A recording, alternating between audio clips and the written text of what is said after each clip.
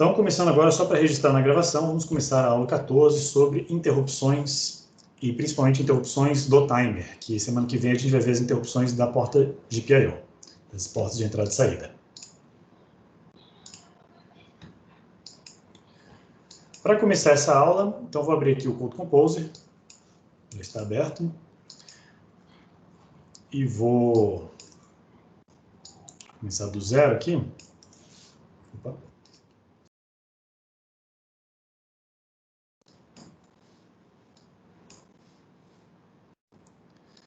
Nós vamos tratar sobre interrupções do timer. E timer tem duas grandes interrupções, né? Duas classes de interrupções. A primeira são as interrupções dedicadas. Aquela interrupção que vem do CCR0. E depois a gente vai ver as interrupções agrupadas. As interrupções agrupadas é um conceito interessante que mostra como que várias interrupções, várias flags de interrupção, né, várias IFGs, são reunidas numa mesma rotina de tratamento de interrupção. Então a gente vai ver o princípio, como é que usa elas e o que acontece quando uma interrupção de fato acontece. Então a primeira coisa que a gente vai fazer aqui é configurar um timer para gerar uma interrupção periódica. A gente vai fazer aquele mesmo exercício do LED piscar, só que dessa vez por interrupções. Então vou configurar o timer a 0, que é o nosso amigo do peito, com o clock mais lento, a clock, modo de contagem up, e vou configurar o CCR0 para ter um período de 1 segundo, né? Um clock de 32.768, que é 2 elevado a 15, o 1 segundo dele é justamente 2 elevado a 15, que dá o bit mais significativo setado aqui em 1. Então isso é muito prático do ponto de vista de programação. Sabendo disso, agora eu quero configurar o canal 0 desse timer, eu quero que ele gere uma interrupção. E aí, para isso, a gente tem que lembrar lá do vídeo que existem dois níveis de habilitadores. Um habilitador local do timer e um habilitador global. O habilitador local, a gente encontra ele no próprio registro de configuração do canal, que é o CCTL0. CCTLN, né, onde N é o número do canal. E o bit que a gente vai usar para habilitar a interrupção é o chamado CCIE, que é de Interrupt Enable. Além disso, isso aqui não é o suficiente para o microcontrolador ver, né, para o processador ver a interrupção que vem do timer. Eu preciso habilitar a segunda chave, como foi vista lá no vídeo, que é a chave global, o GIE. O problema é que o GIE está no registro de status, o SR, e eu não tenho como fazer, né, acessar o registro de status. Eu não consigo falar, R2 recebe, sei lá, o valor 3. Não tenho como fazer isso. O GIE na verdade, o bit 3 dentro desse registro, e eu não tenho como acessar em C esse valor. Eu só tenho como acessar em assembly. Eu poderia, se eu quisesse, usar uma diretiva de assembly que insere um código assembly dentro do meu código C. Eu posso fazer um bit set do valor EIE no registro SR. Tá? Isso seria o que eu deveria fazer, se fosse em assembly. Isso aqui, de fato, compila numa boa, tá? Eu não sei se ele reconhece GIE como uma macro dentro de assembly, a gente pode testar. Mas se não reconhecer, a gente bota aqui o bit 3. Isso é o necessário para que o processador veja essa instrução. Só que, é claro, eu não vou trabalhar com assembly dentro de C. A Texas fez para a gente algumas diretivas, né, de umas macros, que geram o código em assembly para a gente, e o compilador reconhece elas.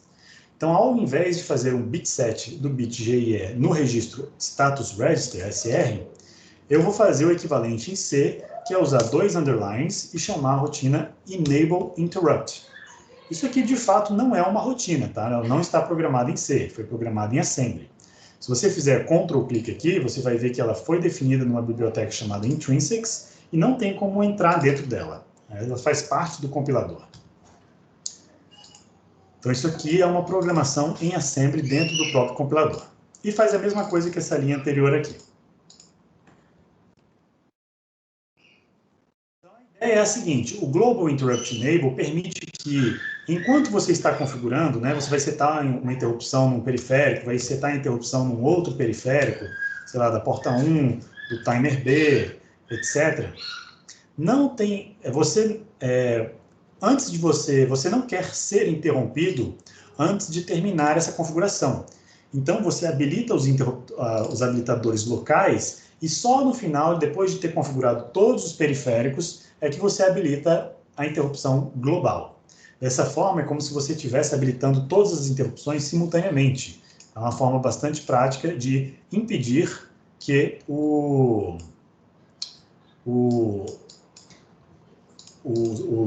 a sua configuração seja interrompida, né? Dado isso aqui, agora a próxima etapa é usar a interrupção. Então, o que a interrupção vai fazer? Ela vai levar a flag IFG, né, a IFG desse canal aqui, quando acontecer a interrupção, a IFG desse canal vai para 1. Quando a IFG vai para 1, uma rotina de tratamento de interrupção vai ser chamada automaticamente. A ISR é chamada automaticamente por hardware. Então, isso é bastante curioso, porque vocês vão perceber aqui que eu não chamo a função de tratamento de interrupção pelo código, ela vai ser chamada exclusivamente por um evento de hardware. Então, no meu loop infinito não vai ter nada, eu não vou fazer nada na rotina principal. Eu agora vou programar uma rotina de interrupção, uma ISR. Uma rotina de interrupção nunca retorna nada, então a gente declara ela como void. Então, uma rotina de interrupção do timer, eu sempre gosto de dar o nome da seguinte forma: TA0, que é a rotina do timer 0, CCR0, indicando que isso é uma rotina que vem, né, de uma interrupção do canal 0 do timer a 0, e aí eu sempre termino com um ISR, indicando que é uma rotina de tratamento de interrupção. Tem muita gente que gosta de usar a palavra handler, né, o gerenciador, o manuseador dessa interrupção, quem gerencia essa interrupção. Então, handler é bastante comum também de ser visto. Eu gosto de usar ISR porque é mais curtinho. Então, essa rotina de interrupção vai fazer apenas alternar o estado do LED, né, a cada 1 segundo. Então, essa interrupção deve acontecer a cada 1 segundo. E aí, como é que eu faço para o compilador avisar o processador que isso aqui é uma rotina de tratamento de interrupção? Isso aqui, de fato, tem que ser chamado automaticamente por hardware. Duas coisas. Eu preciso botar um pragma aqui. Um pragma é uma pré-diretiva de compilação. É uma conversa que você tem com o compilador falando algumas coisas específicas para o compilador. A gente já viu algumas pré-diretivas de compilação, como, por exemplo, o include e o define. Né? São duas pré-diretivas que a gente está falando para o compilador: olha, compilador, toda vez que você encontrar esse símbolo, substitui por esse texto. E o include está falando assim para o compilador: ó, compilador, toda vez que quando chegar nesse include, você bota tudo que tiver dentro desse arquivo nessa posição. E literalmente inclua esse arquivo nessa posição. E não vai ser diferente para o pragma. O pragma é uma conversa. Você está falando para o compilador: olha, compilador, tem uma diretiva específica aqui chamada vector, que fala para o compilador: olha, compilador, esta próxima função aqui embaixo é uma função de interrupção. Então, eu quero que você coloque o endereço dessa rotina aqui na tabela de interrupções. E numa posição bem específica, que é a posição do timer 0 a 0 vector. Essa nomenclatura aqui é bastante confusa, tá? Vocês podem usar o número da interrupção também, se vocês quiserem. Mas eu vou ensinar aqui como é que é a nomenclatura da Texas.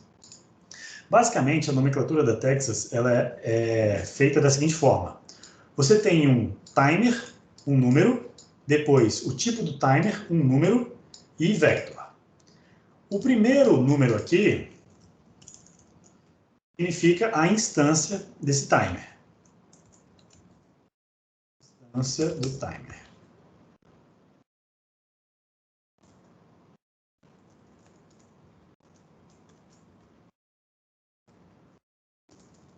E o segundo número representa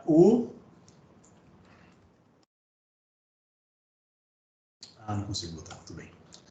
E o segundo número representa o... Ele só tem dois valores, 0 ou 1. Se for 0, significa que é a interrupção do CCR0. Se for 1, é a interrupção do CCR1 junto com a interrupção do CCR2, junto com a interrupção do CCR3 e o TAIFG, ou a interrupção de overflow do timer. Então, o 0 é a interrupção dedicada somente do canal 0. Lembrando que o canal 0 ele é extremamente significativo para a gente, né? Ele tem uma representação muito forte, que é o teto de contagem, que é também o período daquele timer. Então, ele é muito importante, por isso que ele ganha para ele uma interrupção só para ele. Já todos os outros canais do timer são banalizados e colocados numa interrupção agrupada. Não, brincadeira, não são banalizados, é só uma forma de economizar recurso do microcontrolador. Uma interrupção dedicada, ela tem uma curiosidade interessante. Desculpa, uma interrupção dedicada, tal como a do CCR0, ela tem uma característica interessante. Só o fato de você entrar na interrupção já zera a flag automaticamente. Então, não há necessidade de zerar a flag como a gente fazia lá no loop infinito, né? A gente tinha uma trava de execução, esperando, né, a flag do canal 0, TA0, CCTL0, a CC e FG. A gente ficava esperando essa flag ir para 1. Quando essa flag chegava em 1, a gente tinha que obrigatoriamente zerar a flag. Isso aqui não é preciso fazer numa interrupção, porque é feito automaticamente pelo próprio processo de comunicação entre o periférico e o CPU, né, o processador. Então, isso aqui não precisa fazer. Vou até apagar daqui para não confundir. E é isso. Tem uma última coisa curiosa aqui, que é o seguinte. A interrupção, quando você entra na interrupção, o processo de interrupção salva duas coisas na pilha. Uma coisa é o registro de status e a outra é a posição do PC, né, para poder retornar para o ponto onde estava anteriormente a minha execução de... Como ele salva duas coisas, eu preciso de um retorno especial, que é o chamado RET-I. Não tenho uma linha de instrução em C que me permite fazer algo diferente do return from interrupt. Não, isso aqui não existe. Tá? Então, ao invés de usar um retorno especial, eu vou ter que falar para o compilador que eu quero que ele use um retorno especial nessa função, que é a palavra-chave interrupt. Interrupt, terminado com T aqui. Então, essa palavra-chave aqui é também uma macro para o compilador saber que, ao final dessa rotina aqui, ele tem que colocar um RET-I ao invés de um RET normal. Em assembly, né? A gente vai ver isso aí também. Então, vamos ver se isso funciona rodando aqui esse código. Você vê que usar interrupções torna o código extremamente simples, né? Tudo que a gente teve que fazer é habilitar a interrupção global, e não tem nada no loop principal. Eu não precisaria fazer nada, eu fico livre para fazer outras tarefas. E o paradigma de programação por interrupções, ele cria uma certa noção de paralelismo. Você tem coisas que vão rodar mais ou menos em paralelo. Na verdade, não estão rodando em paralelo. Elas estão sendo tratadas de maneira sequencial, só que dá a impressão que elas estão rodando em paralelo, porque você programou elas para acontecerem em momentos bem definidos. E o processador ele é interrompido para tratar aquela interrupção. Para essa visualização, né, para esse paradigma funcionar bem, tem alguns coding guidelines, tem algumas dicas de programação que você tem que respeitar. Uma delas é nunca travar uma interrupção, nunca botar uma trava de execução dentro de uma interrupção. Nunca gastar muito tempo dentro de uma interrupção. A interrupção tem que ser curta e grossa, você tem que resolver um negócio e sair dela rapidamente. O tratamento pesado, né, o processamento pesado, você tem que fazer na main. Então, muitas vezes, quando você tem que fazer um processamento pesado que é gerado por uma interrupção, você só seta uma flag aqui dentro da interrupção e fala para a rotina principal, olha, rotina principal, trata esse evento aqui porque a interrupção não pode gastar muito tempo. Então, dá para fazer isso. Então, essas duas regrinhas básicas de uso de interrupção são importantes. Não pode travar a interrupção e não pode botar trava de execução dentro de interrupção e não pode gastar muito tempo dentro de uma interrupção. O Pedro está perguntando assim, Professor, tem como modificar uma variável com interrupt? Tipo, fazer um botão zerar uma variável, coisa do tipo? Claro. Você tem que declarar essas variáveis como global, né? A única forma de você... Uma coisa curiosa aqui das interrupções é que a interrupção ela não recebe argumentos. Não é uma função que você pode botar aqui, int A, né, char B. Você não pode colocar isso aqui porque não tem como você passar parâmetros por uma função que vai ser chamada por hardware. A única forma de você se comunicar entre a rotina principal e a rotina de interrupção é através de variáveis globais. Então, uma variável global, né, pode ser usada para você fazer essa comunicação. Então, aqui você fica esperando a flag para 1. Então, você declara ela inicializando ela como 0. Ah, não, acho que não tem como inicializar quando ela é global. Mas aqui na própria inicialização, você faz a flag para 0 e fica aguardando ela ir para 1. Quando ela vai para 1, aí você processa alguma coisa. E aí, o que faz ela ir para 1? A rotina de interrupção. Então, você pode fazer essa comunicação entre processos, né, comunicação entre a interrupção e a rotina principal, através dessas variáveis globais, através dessas flags criadas pelo usuário.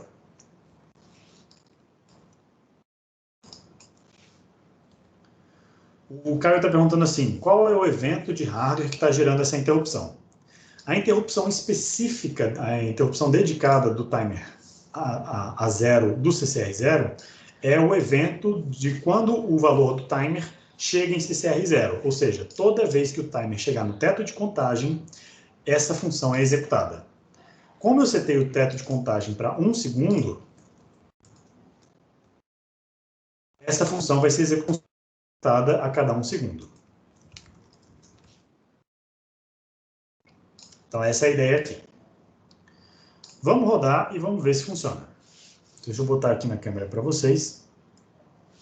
Deixa eu só configurar o pino aqui antes, porque senão o LED não vai acender mesmo, né?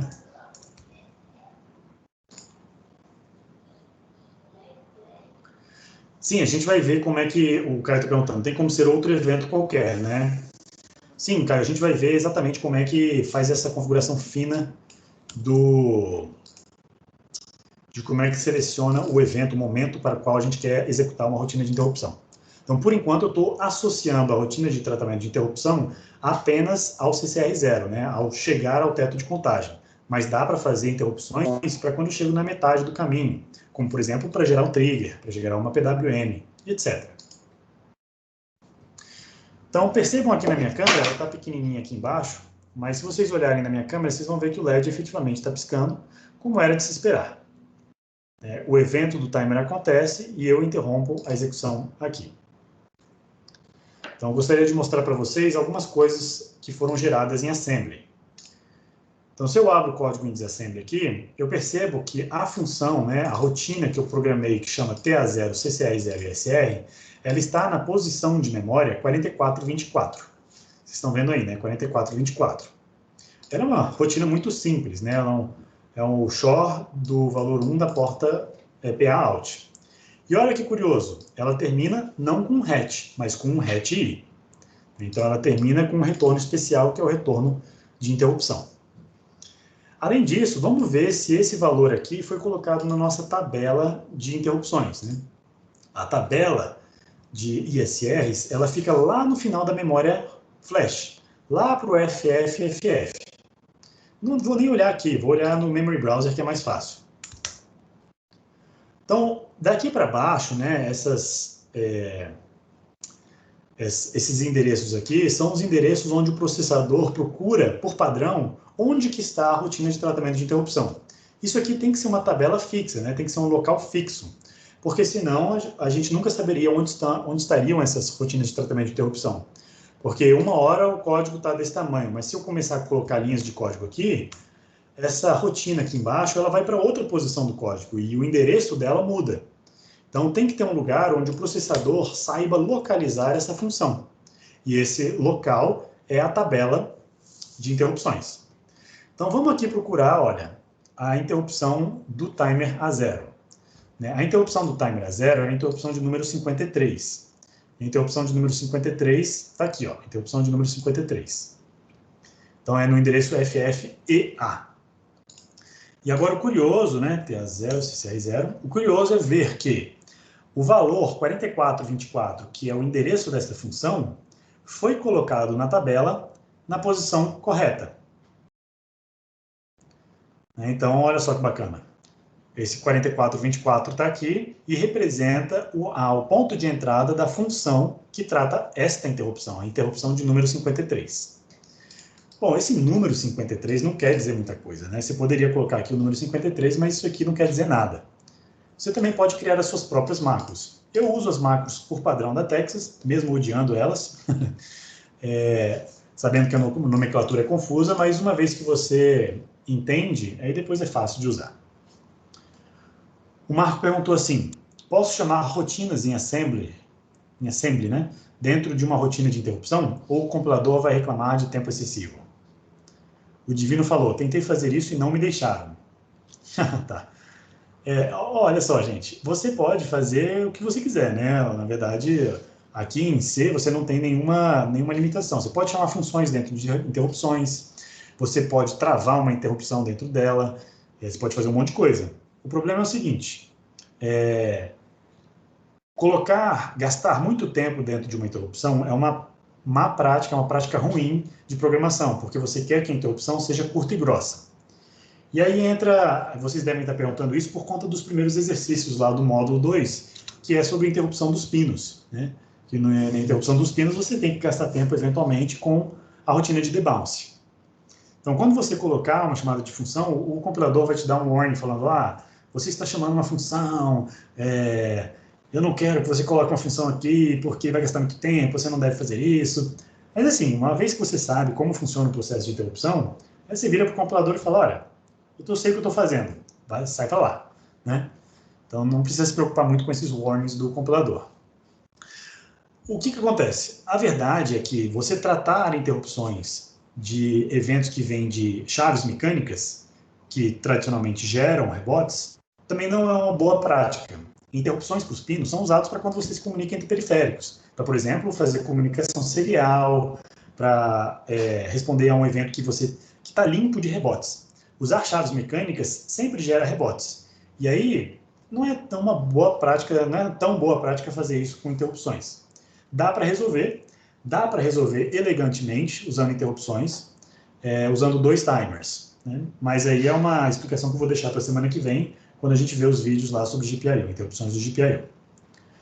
O importante daqui é ver como é que esses mecanismos de chamada de interrupção acontecem. Tá? Isso que é o importante da aula de hoje. É perceber que, dentro da minha rotina main, eu nunca chamo a função TA0 e SR, eu poderia até chamar, né, porque é uma função normal. Dá para chamar ela, posso chamar ela se eu quiser. Só que eu nunca chamo ela. Nunca chamando ela, como que ela executa? Né? Como que o pino estava lá piscando? Bom, a rotina foi chamada por um evento de hardware, né? É um processo interno ao processador. Então, isso é uma coisa que a gente tem que perceber. Isso é uma mensagem que eu quero transmitir para vocês. O Pedro está perguntando, porque fundamentalmente, né, uma interrupção deve ser uma rotina curta. Por que ela tem que ser curta e grossa?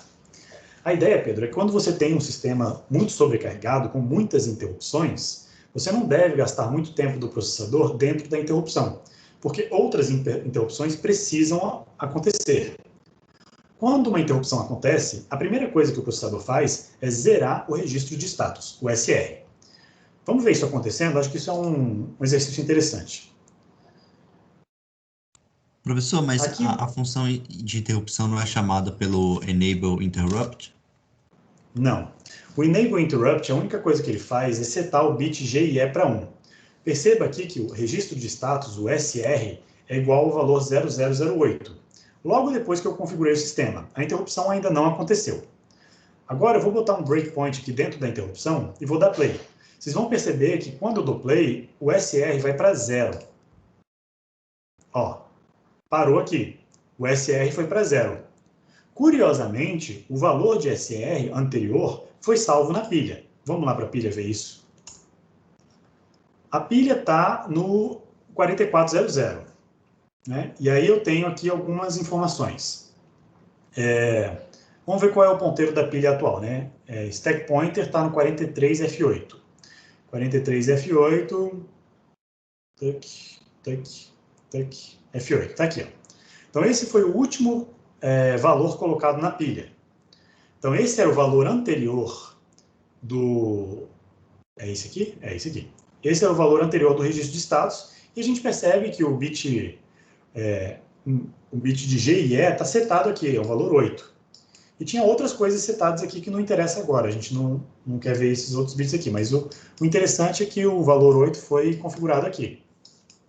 Outra coisa interessante é o endereço de retorno da função, o 4416, que muito provavelmente é o endereço desse while1. Quer ver? Vamos ver? 4416. Cadê? 4416. Está aqui, a rotina main, que não faz nada, né? 4416, ele estava aqui, ó, na chamada da rotina main. Então, ele foi para main, e aí no final da main, ele ficou travado aqui. Professor, então, em que parte ele vai para a interrupção? Depois que ele passa pelo while, ele vai para a rotina de interrupção?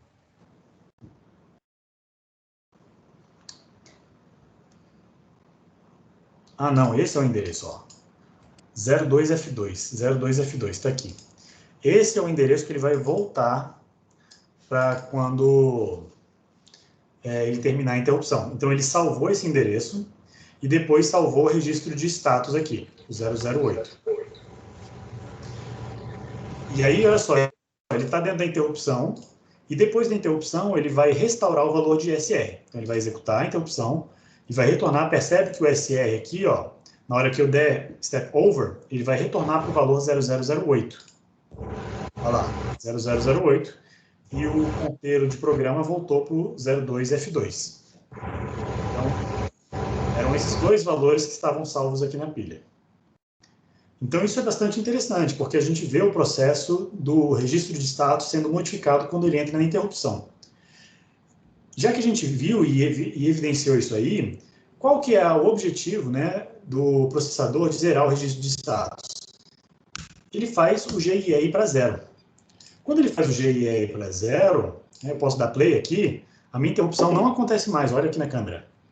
O LED está aceso para sempre.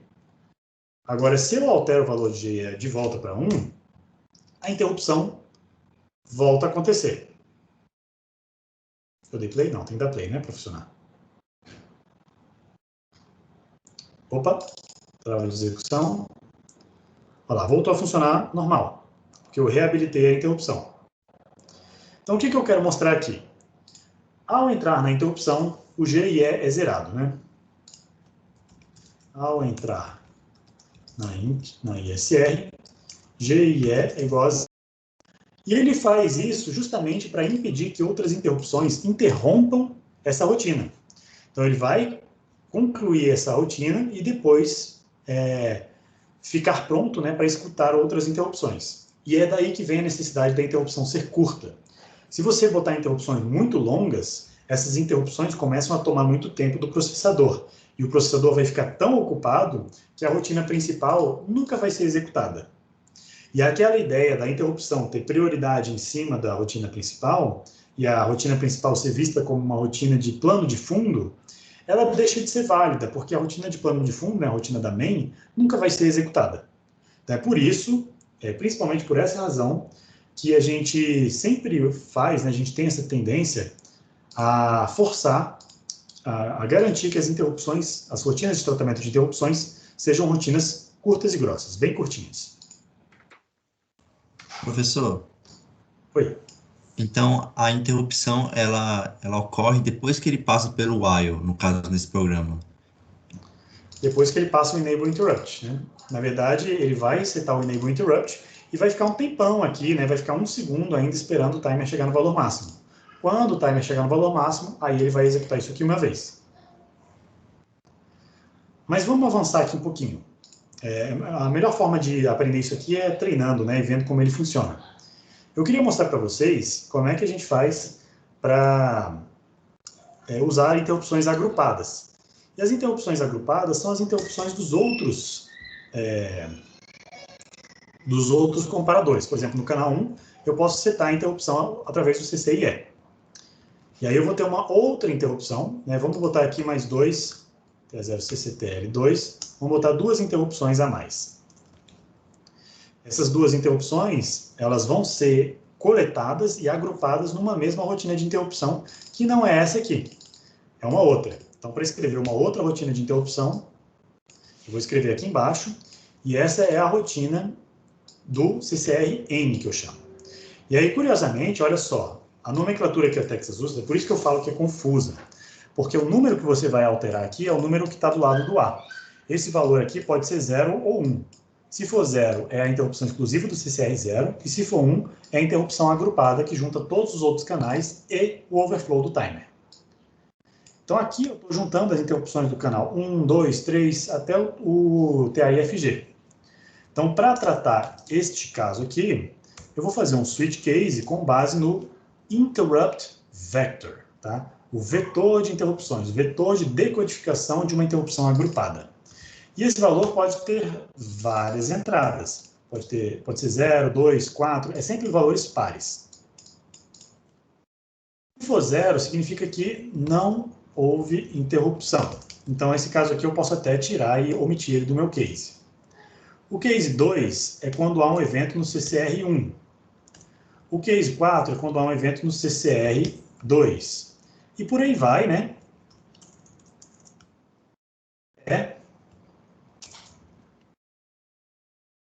O último caso, que é o caso E, que é a flag TAIFG, a flag de overflow, que no caso do modo up tem um significado muito parecido com o teto de execução, só que ele acontece um flanco de clock depois, né?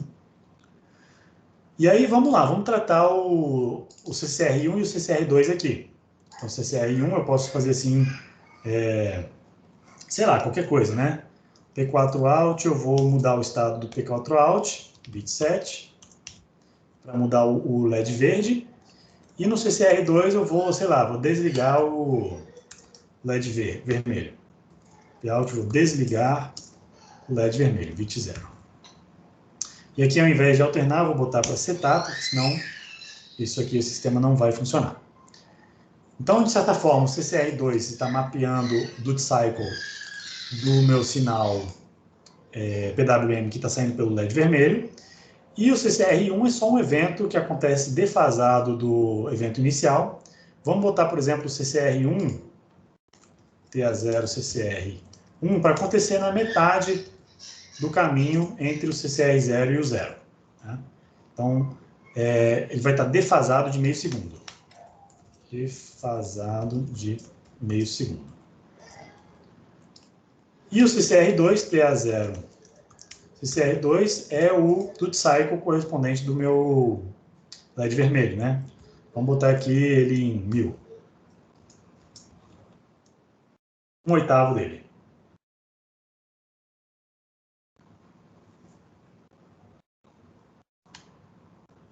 O Marco está perguntando assim, mesmo as interrupções habilitadas no Enable Interrupt, o processador vai monitorar eventos de interrupção somente nas definidas do pragma? Não, na verdade não é o pragma que garante que o processador vai monitorar essas interrupções, é o CCIE. Se você habilitou um CCIE, né, e não programou a ISR correspondente, o compilador ele cria uma rotina chamada ISR Trap, a armadilha das interrupções, ISR Trap. Uma armadilha de interrupção é uma função que não faz nada, que fica travado, que é para garantir que se acontecer uma interrupção que não está programada, não vai gerar nenhum dano, né, ao processador, não vai gerar nenhum comportamento aleatório, ele vai simplesmente travar o processador nessa função. Então, todas as rotinas de tratamento de interrupção, se você não programar elas vão para ISR Trap. Então, tem isso aí. Então, vamos ver isso aqui funcionando na prática. Professor, se eu não habilitar esse Enable Interrupt e tiver um IO antes, ele nunca vai realizar a interrupção, né? Por exemplo, eu tenho um IO... Nunca vai realizar a interrupção, exatamente, porque o bit de GE vai estar em 0. Então, ele é um habilitador global, mesmo você tendo habilitado, né, os habilitadores locais, essa informação, a IFG, nunca vai chegar para o processador se você não habilitar o GE. Então, Como você se tem que fosse um habilitar o GE aviso para o também. processador que eu vou ter alguma interrupção no código, né? É mais como se fosse uma portinha, né? Uma maneira de você permitir a passagem da IFZ para o processador ver ela. Então, tem 2 níveis de porta, né? A porta local e a porta global. Beleza. Vamos executar aqui, vamos ver o efeito. Olha o efeito aqui. Vamos tentar interpretar o que está acontecendo. Vou botar a câmera grande para vocês verem. Você pode perceber que no 0, né, no início, vou botar o código para vocês verem o equivalente, né, porque senão é difícil de interpretar isso aí só olhando para o LED. Né? Você tem que saber o que está escrito no código. Então, olha só. No código, eu botei o seguinte. O CCR0 é o período de 1 segundo, então as coisas acontecem a cada 1 segundo. O CCR1 é uma defasagem, então o LED vermelho vai acender primeiro, depois o LED verde vai acender meio segundo depois, que é o que vocês podem perceber, né? Esse ritmo aqui, ó. LED vermelho acende, LED verde acende. LED vermelho acende, LED verde apaga, porque ele está no toggle, né? Sempre no ritmo de 1 segundo, os dois. O período é o mesmo para os dois, mas existe uma defasagem entre eles. A outra coisa é o valor de CCR2 atuando aqui como PWM, né? Ela garante o tempo que o LED vermelho vai ficar em 1.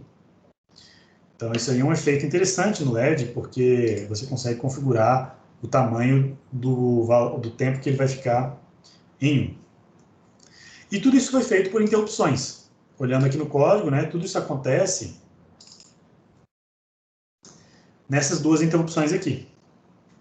E aí a minha recomendação é a seguinte: se você tiver, né, com um sistema desse e você quiser reagir ao período, ao invés de usar a interrupção do CCR0, a interrupção do TAIFG, ela tem uma significância muito semelhante à do CCR0. Ela acontece um ciclo depois, mas o período vai ser o mesmo. Então eu vou fazer o seguinte, eu vou tirar esse evento, colocar aqui, para deixar que o overflow faça com que o LED seja setado, e vou tirar essa interrupção, para simplificar um pouco o meu código. Eu quero ter menos código, menos interrupções programadas. E aí, nas interrupções, eu vou remover a interrupção do canal 0 e vou adicionar a interrupção do overflow. E, curiosamente, a interrupção do overflow está associada ao contador. Então, ela vem aqui, é o TA Interrupt Enable. É bem interessante, porque ela assume aqui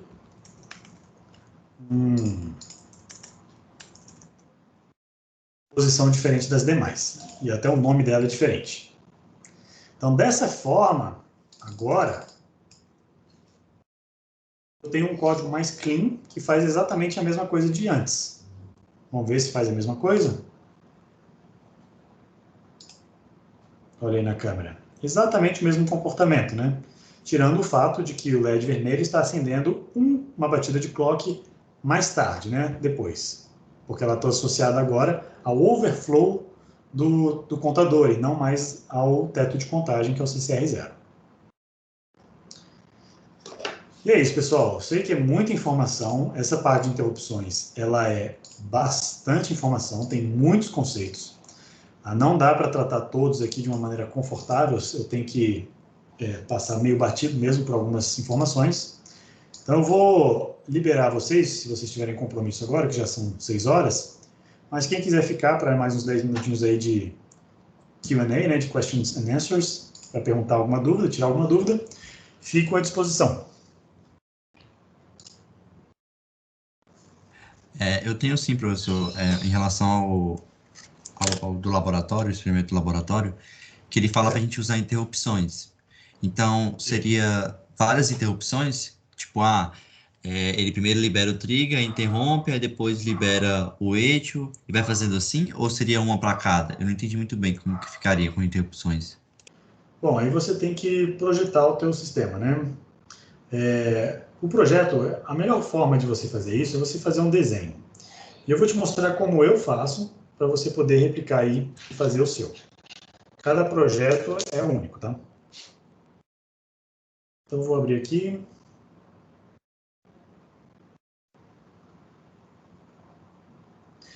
Eu sempre gosto de trabalhar com o desenhozinho do timer, né? Eu olho para o timer, TR, Timer Register, e faço o desenho do triângulozinho, indicando que ele sempre vai ser periódico, vai contar de 0 até o valor de CCR0. Dá para resolver o problema com um timer só, tá? Eu posso botar aqui um timer apenas, por exemplo. Já que eu sei que se eu conheço o período, então, né, eu consigo estabelecer o valor de CCR0, e sabendo do trigger, o tamanho do trigger, eu sei estipular o valor do CCR correspondente ao trigger. Então, vou chamar isso aqui de CCR do trigger. Tá? E eu vou ter também um CCR associado ao eco. Aí você escolhe o número. O trigger, a gente vai estabelecer ele de tal forma que o tamanho, né, o tempo dele, seja o mínimo para acionar o sensor. Então, tem que ser pelo menos de 10 microsegundos. Eu recomendo botar um valor maior, 100 microsegundos, 1 milissegundo, por exemplo, é bem maior do que 10 microsegundos. Então, esse é o sinal do trigger que vai ser gerado periodicamente, ou seja, de maneira repetitiva, a cada período. Então, está aqui o tamanho. Então, esse desenho é o que eu gostaria que vocês replicassem aí. E aí, o eco, como é que a gente faria, né? O eco, a ideia é, ele vai acontecer depois, mas você, por projeto, garantiu que o eco cabe aqui dentro, nesse período, nesse tempo t. Né? Vou chamar aqui de Tmax, para o eco. Então, se você garantiu isso, você sabe que os eventos de flanco de subida e flanco de descida estão aqui dentro. Se eles estão aqui dentro, vou até botar uma outra cor aqui, você sabe que você vai ter um evento para pegar esse valor e um evento para pegar esse valor aqui. Os eventos, né, a flag de interrupção, ela acontece tanto no modo de captura, quando acontece, né, um flanco de subida ou descida, mas acontece também no modo de comparação. Então, o eco, o canal associado ao eco vai estar em modo de captura,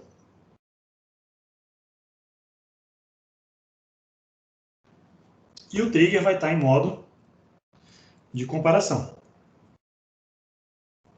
Isso foi um dos exercícios que eu botei lá na lista de exercícios, né, para saber se, para o mesmo timer, você pode botar canais diferentes em dois modos diferentes, um em modo de captura e outro em modo de comparação. A resposta é sim, pode, claro, e é isso que vocês vão usar no desafio. Então, no modo de comparação, o chegar no CCR associado ao trigger vai gerar uma interrupção. Então, isso aqui gera uma interrupção. Opa, então aqui uma IFGs. Aqui eu tenho uma flag associada ao trigger, né? Então, se eu desenhar isso aqui de azul, eu vou ter uma flag aqui associada ao trigger.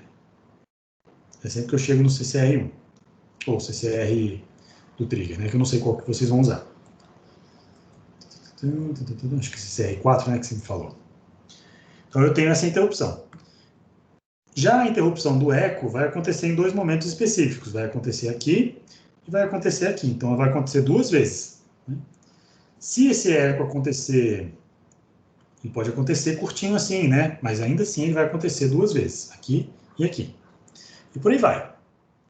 A ideia desse problema é que você use essas interrupções para responder a esses eventos. Então, você pode usar a interrupção do CCR0, né? Então, o CCR0 acontece aqui. Vamos botar outra cor. Vamos botar um verdinho aqui. Então, a interrupção do CCR0 acontece aqui. Aqui também.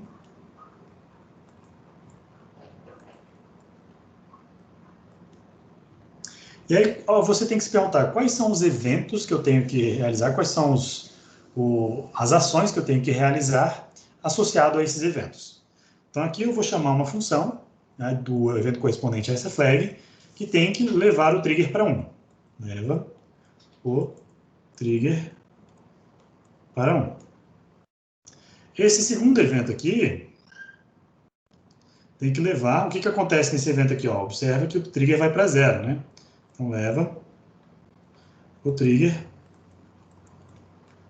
para 0.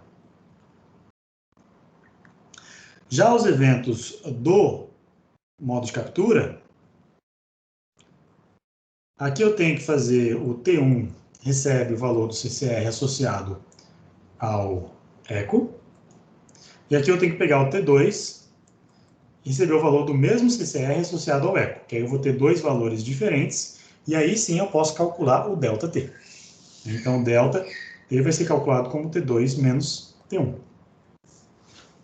E aí depois é só fazer a proporção que você precisa para gerar na sua PWM de saída, que aí você pode botar em outro timer. E aí esse outro timer pode ser botado em modo PWM automático, não precisa de interrupção. Pode ser colocado com interrupções, e aí você pode gerar as interrupções apropriadas para mudar o duty cycle dessa PWM, né, conforme o resultado da leitura do sensor. E aí vai. Mas, assim, a ideia do projeto, né? Você entendeu essa metodologia, né? Essa maneira de organizar as ideias e organizar os eventos e saber o que faz cada evento? Porque programar é só pegar e sentar e escrever o código e colocar as partes do código corretas nas posições corretas. Mas entender o que vai aonde faz parte do projeto. Você tem alguma dúvida, Lucas? Alguma outra questão? Alô? Ih, será que é a internet? Alô? Estamos te ouvindo ainda, professor. Ah, beleza. Vixe, mas você conseguiu acompanhar, Lucas? Consegui, professor. Só travei na última parte que você estava me perguntando. Eu compreendi. Realmente, observando os eventos, fica mais fácil de entender. Acho que por interrupções fica bem mais fácil mesmo. Beleza. Então, por interrupções, é realmente só mapear o que você tem que fazer em cada momento. E aí, os momentos, você cria uma interrupção para aquele momento. E aí, é só depois encaixar o código do que você tem que fazer naquele local. Professor, eu não entendi muito bem aquela questão dos 120 milissegundos do questionário. O senhor poderia mostrar como que faz ela? 120 milissegundos para chegar na maior precisão possível? Isso. Então, eu quero medir até 120 milissegundos, com a maior precisão. Opa.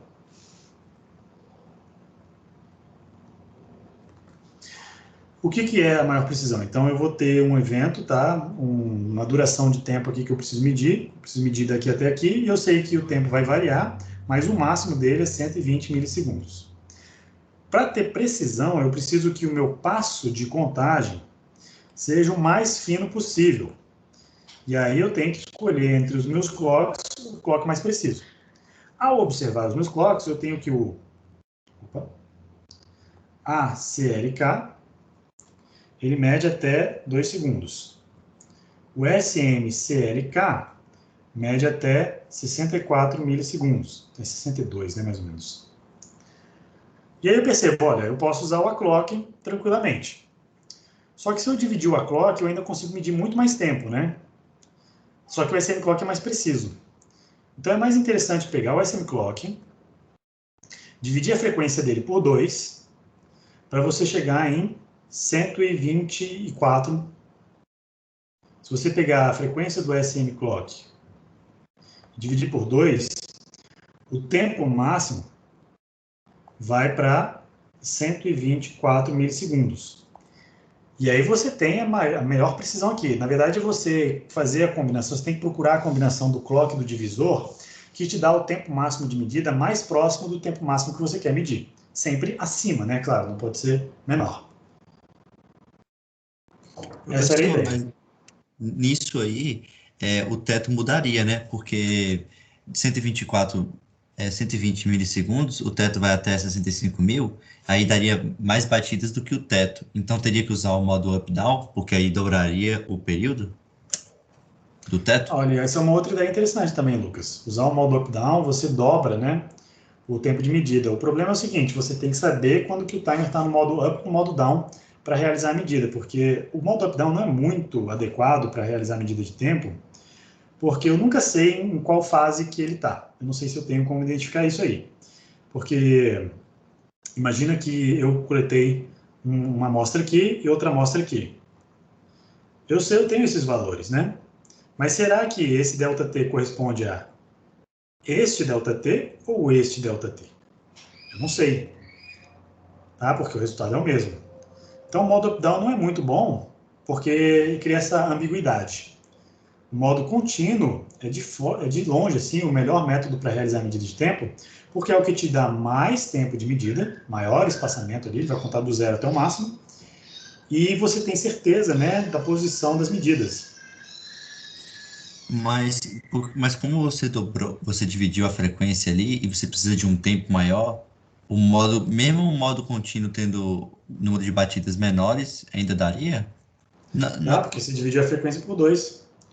A frequência não é mais 2 elevado a 20, né? É 2 elevado agora a 19.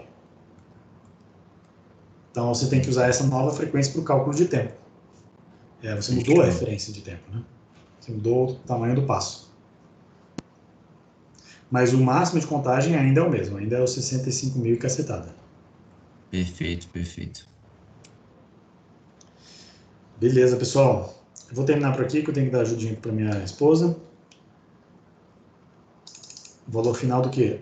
A resposta do textinho?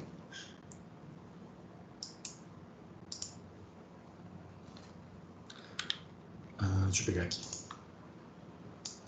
Eu vou lançar as respostas aqui para vocês. Assim que eu fechar, aí você vai ter o resultado lá. Acho que ele mostra a resposta, né? Quando eu dou a nota, né? Beleza, você vai ter assim que eu mandar a correção. Então tá, pessoal. Desculpa aí ter prolongado um pouquinho mais. Agradeço a atenção de todos. Até mais, professor. Obrigado. Até mais, Christian. Vou encerrar a nossa reunião por aqui para a gravação.